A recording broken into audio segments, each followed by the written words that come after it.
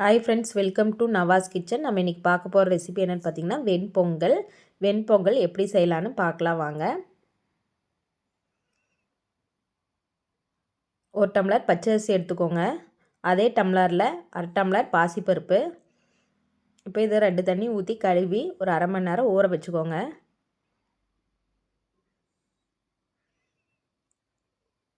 இப்போ ஒரு குக்கர் எடுத்துக்கோங்க. அந்த குக்கரில் 1/2 டேபிள் ஸ்பூன் நெய்,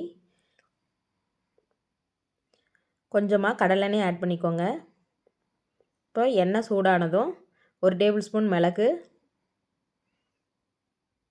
1/2 டேபிள் ஸ்பூன் சீரகம்,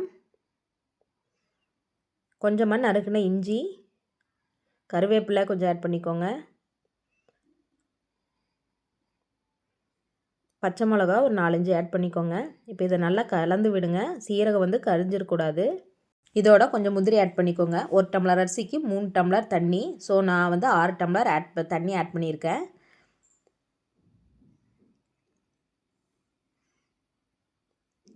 இப்போ இதுக்கு தேவையான அளவுக்கு உப்பை ஆட் பண்ணிக்கோங்க. இப்போ இதை நல்லா கலந்து விடுங்க.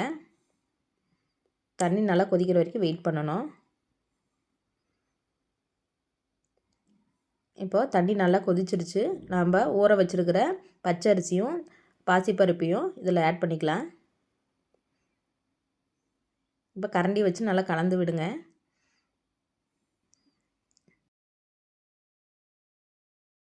மூடி போட்டு க்ளோஸ் பண்ணிடுங்க இதை. இப்போது 2 விசில் வந்து ஹை ஃப்ளேமில் இருக்கணும். 3 விசில் வந்து லோ ஃப்ளேமில் வச்சு எடுங்க. அப்போ தான் அடி பிடிக்காது. பாருங்கள், பொங்கல் பாருங்கள் நல்லா குழஞ்சி நல்லா வெந்து வந்திருக்கு. கரையில் எடுத்ததுமே நல்லா வலிக்கிட்டு வரணும். இதுதான் வந்து பக்குவம். இப்போ இந்த பொங்கல் ரெடி ஆயிடுச்சு. இந்த பொங்கலோட சாம்பார், தேங்காய் சட்னி இதோட வச்சு சாப்பிடும்போது நல்லா டேஸ்ட்டாக இருக்கும். இந்த வீடியோ உங்களுக்கு பிடிச்சிருந்தா லைக் பண்ணுங்கள், ஷேர் பண்ணுங்கள், கமெண்ட் பண்ணுங்கள். மறக்காமல் சப்ஸ்கிரைப் பண்ணுங்கள் ஃப்ரெண்ட்ஸ். Thank you friends.